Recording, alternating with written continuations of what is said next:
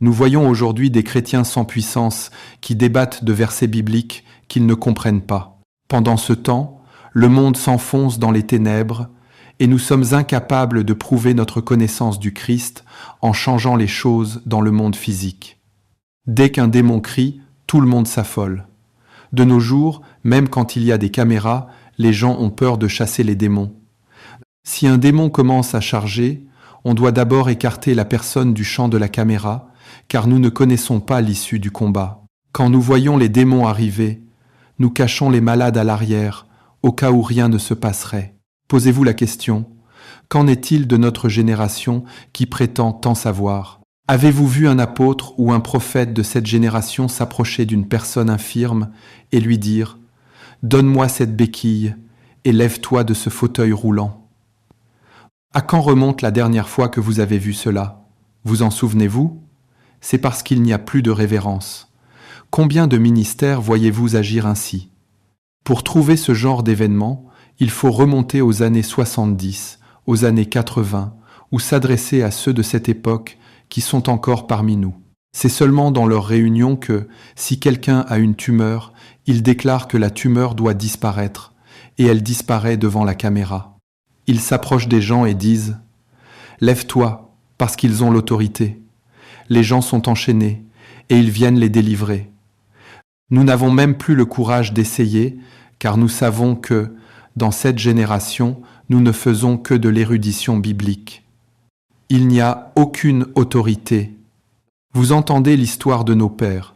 Ils parlaient, et les nations changeaient leur politique. Ils parlaient, et le réveil frappait les nations. Nous avons prêché le réveil encore et encore, jusqu'à en perdre la voix, mais il n'y a ni réveil, ni autorité. Un pasteur dit qu'il se rend à une conférence, et il voyage avec sa petite amie. Il n'y a aucune crainte de Dieu. Vous allez chez un homme de Dieu et vous y trouvez des femmes qui ne sont pas son épouse, qui dorment là et cuisinent pour lui. Toutes sortes d'absurdités s'y produisent, et nous nous en accommodons. Vous rencontrez un homme de Dieu à 23 heures, il est chez lui en train de se reposer seul avec une femme. Et quand le scandale éclate sur Internet, nous essayons de limiter les dégâts. Si vous appelez un pasteur pour vérifier les comptes de l'Église fermera le jour même parce qu'il n'y a plus d'argent. Ils ont tout dépensé. Voilà le monde dans lequel nous vivons. C'est une génération où un homme de Dieu prend une concubine et l'installe dans l'Église. Nous sommes en plein déclin. Quelque chose ne va pas. Il chasse sa femme, en amène une autre, et on l'appelle encore évêque. Où est la crainte de Dieu ? Des gens montent à l'autel pour prêcher en étant littéralement nus. Vous voyez une prétendue femme de Dieu qui s'habille de manière indécente, qui crie « Alléluia », tout en sachant qu'elle dégage de la séduction. Ce sont des choses terribles commises en toute impunité, sans aucune autorité spirituelle. Si un homme de Dieu rend visite à un dirigeant, c'est pour lui demander de l'argent. Alors, quand ces dirigeants viennent à l'Église, nous ne pouvons pas leur dire la vérité. Au contraire, nous tirons une fierté du fait qu'un homme politique malhonnête soit venu à l'Église. Ce jour-là, de l'évêque à l'archevêque jusqu'au vénérable, tous chanteront les louanges de ce politicien au lieu de dire la vérité. Ces pratiques sont généralisées. Il n'est pas nécessaire de viser quelqu'un en particulier, c'est devenu la norme. Il n'y a plus de crainte de Dieu. C'est pourquoi nous remettons en question votre prétendue intimité avec lui, car votre intimité ne produit aucune expérience. Si c'était le cas, cela se verrait dans votre consécration. On ne peut pas avoir une expérience avec Dieu sans éprouver de la révérence. C'est impossible. Dans cette génération, un pasteur invite quelqu'un à prêcher et lui dit « Celui-ci a une voiture, celui-là a une entreprise ou fait du commerce. » Puis, quand vous arrivez, vous appelez cette personne par une prétendue parole de connaissance. Quelqu'un s'exclame « Je vois une entreprise de voiture », mais il n'y a aucune entreprise. On vous a simplement donné l'information à l'avance. Attendez que la conférence soit terminée et allez derrière l'église. Vous verrez comment ils se disputent pour partager l'argent qui a été récolté. Le pasteur vous dira « C'est moi qui ai récolté cet argent ». Que veux-tu dire ?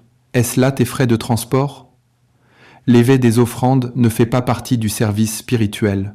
Avant de continuer la vidéo, n'oubliez pas de soutenir notre nouveau livre, Les Généraux de Dieu, disponible dès maintenant. Si vous souhaitez vous le procurer, vous trouverez le lien dans la description de cette vidéo. Merci pour votre soutien et bonne suite de visionnage.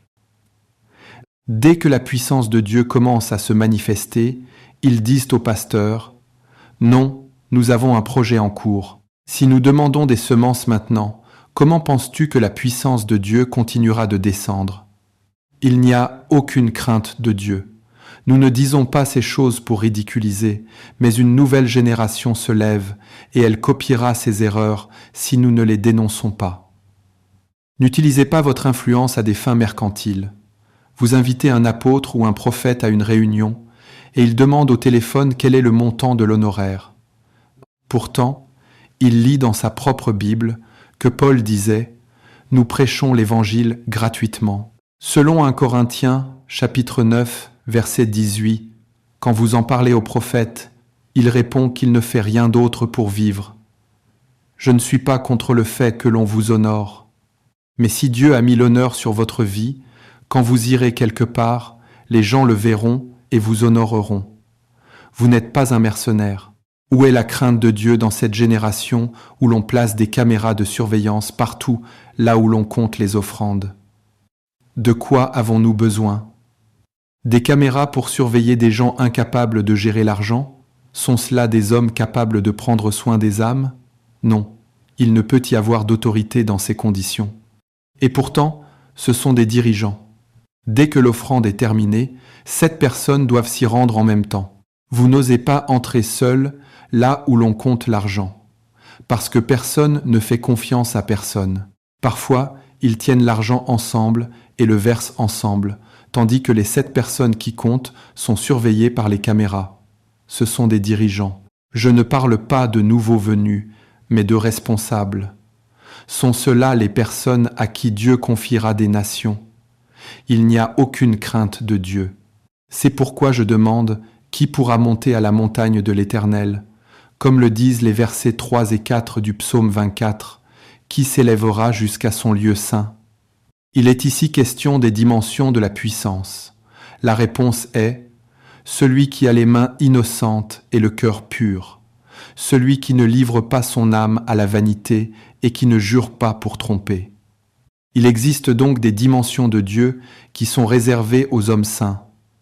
N'avez-vous pas lu votre Bible? On ne parle pas au nom de Dieu simplement parce qu'on est prophète. Il est dit que c'est poussé par le Saint-Esprit que des hommes saints ont parlé de la part de Dieu. Il y a des profondeurs en Dieu où l'on ne peut être conduit que si l'on est un homme saint. Nous sommes partout à la fois. Je sais que vous ne mentez pas, je sais que vous ne commettez pas d'impudicité, mais vous passez trop de temps sur Instagram pour que certaines choses vous soient révélées. On vous envoie un message WhatsApp et vous répondez en 5 secondes. Cela signifie que votre téléphone est dans votre main 24 heures sur 24. Il y a des choses que vous ne pouvez pas voir. Monsieur, ce n'est pas parce que vous mentez, mais parce que votre présence n'est pas enregistrée dans le monde spirituel. Vous êtes trop vivant dans ce monde. Certaines choses ne sont accessibles qu'aux hommes saints. C'est pourquoi, dans cette génération, quand des gens prêchent et disent qu'ils portent un fardeau, cela me fait parfois rire. Si quelqu'un tousse sur Internet, il traite déjà le sujet dans les 24 heures. Comment se fait-il que vous sachiez tout cela? Dès qu'une tendance apparaît, ils en parlent déjà. Pourquoi êtes-vous au courant de toutes les modes? Cela prouve que ce n'est pas un fardeau divin, car ceux qui portent un fardeau ne suivent pas les tendances. Vous passez trop de temps en ligne pour que je puisse percevoir un fardeau dans votre esprit. Nous ne venons pas à l'autel avec des fardeaux reçus de Dieu, mais avec des sujets tirés des tendances actuelles, et nous parlons comme s'il s'agissait d'un message divin. Ce n'est pas un fardeau, c'est une quête de popularité. Les gens qui portent un fardeau le cultivent à l'autel. Dans cette génération, nos fardeaux sont des fardeaux d'Internet. Aujourd'hui, quand on m'envoie ces vidéos, je dis « Je vous en prie, laissez ceux dont c'est l'appel s'en occuper. Moi, je cherche Dieu pour savoir ce qu'il veut me dire. Satan veut vous distraire. Chaque semaine, quelqu'un fait quelque chose et, chaque semaine, vous réagissez, et cela jusqu'en décembre. Cette année-là, vous n'aurez rien reçu de l'autel de Dieu. Vous n'aurez fait que traiter des sujets trouvés sur Internet. Internet est devenu votre lieu d'incubation, et nous venons présenter cela comme des fardeaux, mais ce n'en sont pas. Ceux qui ont de vrais fardeaux le montrent par l'impact qu'ils exercent. Nous avons besoin de sainteté, d'hommes mis à part. En lisant l'histoire de nos pères, on les associait à des montagnes. On pouvait vous dire, voici la montagne de Babalola, parce qu'il y passait du temps. Quand on nommait un homme, on montrait sa montagne, car il y vivait. Aujourd'hui, nous n'avons que des pages Facebook et des chaînes YouTube. On se vante d'avoir 2 millions ou 10 millions d'abonnés. Je ne dis pas qu'il est mauvais d'avoir une plateforme pour prêcher l'Évangile, mais nous sommes devenus trop soucieux de choses sans importance. C'est pour cela qu'il n'y a pas d'autorité. L'autorité s'enracine dans l'intimité. La question ce soir est la suivante. Que pensez-vous que Dieu veut que vous fassiez pour lui ? Et si vous parvenez à l'isoler là où vous vous tenez, pouvez-vous accomplir cette mission depuis cet endroit ? Si vous ne le pouvez pas, je vous en prie, ne vous trompez pas vous-même. Allez d'abord vous tenir là où vous devez être. Quand Élie est venu parler au roi, il n'a pas dit « Je suis le prophète Élie ». Le titre importait peu, c'était l'endroit où il se tenait qui comptait. Il a dit « L'Éternel est vivant, le Dieu d'Israël, dont je suis le serviteur. Il n'y aura ces années-ci ni rosée ni pluie, sinon à ma parole. » Certains d'entre nous n'ont même pas atteint le niveau de l'expérience de Dieu. Écoutez, si vous faites l'expérience de Dieu, il y a des indicateurs. Ceux qui font l'expérience de Dieu vous diront qu'une intensité saisit votre âme et vous pousse. Quand vous faites l'expérience de Dieu, un niveau de révérence vous sature. Une passion vous pousse. Ceux qui font l'expérience de Dieu ont une faim qu'ils ne peuvent satisfaire. Plus ils voient, plus ils veulent voir. Plus ils avancent, plus ils veulent aller loin. Ils peuvent rester assis sur leur Bible, ils n'en ont jamais assez. Quand la lumière s'éteint, ils continuent. Ce n'est pas une obligation de lire 5 chapitres, c'est un attrait, un appel irrésistible. L'Écriture dit « Qu'il me baise des baisers de sa bouche, car ton amour vaut mieux que le vin. » Elle dit que nous ne nous souviendrons pas du témoignage du vin, mais que nous garderons notre regard fixé sur celui qui nous a appelés dans sa chambre secrète. Certains d'entre vous ont connu cela il y a 5 ans, mais vous l'avez perdu. Vous souvenez-vous de ces jours où vous entriez dans une pièce sombre et restiez seul pendant 5 heures ? Votre prière était que personne ne vienne vous déranger, car vous ne comptiez plus le temps. Vous étiez attiré, quelque chose vous poussait, et vous ne pouviez pas l'expliquer. Vous rentriez d'un voyage de 12 heures, mais vous deviez quand même aller à cette veillée de prière. Bien que vous soyez rentré à 20 heures, vous entriez en veillée à 20 et 1 heure, et vous étiez encore lucide le matin. Vous n'aviez pas fermé l'œil de la nuit, non pas parce que le sommeil n'existait pas, mais parce qu'un feu brûlait en vous. Ce feu vous gardait éveillé. Même quand les autres n'étaient pas sérieux, cette force montait en vous. Et le lendemain matin, vous alliez encore au travail à 7 heures sans dormir, parce que vous aviez puisé dans l'énergie de l'esprit. Vous ne fonctionniez plus par ce que vous aviez mangé, mais par le souffle du Tout-Puissant. Ainsi, chaque fois que votre humanité faiblissait, il apparaissait comme un soutien et soufflait dans votre âme. C'est comme un feu qui brûle. Il n'y avait pas un soir où vous ne sortiez pas pour chercher une âme à gagner à Christ. Ce n'était pas parce que l'Église l'ordonnait, mais parce que vous ne pouviez pas vous reposer autrement. Même en rentrant du service le soir, vous écoutiez 3 messages avant de dormir. Oh, ces jours où vous ouvriez un livre et le lisiez d'une traite. Vous lisiez 80 pages en restant assis 4 heures, et vous vous souveniez de chaque phrase parce que vous lisiez avec une attention inexplicable. Même après 5 ans, on pouvait vous appeler et vous citiez les lignes de ce livre, car vous fonctionniez sous le regard de l'esprit. Vous vous nourrissiez de l'appétit de l'esprit.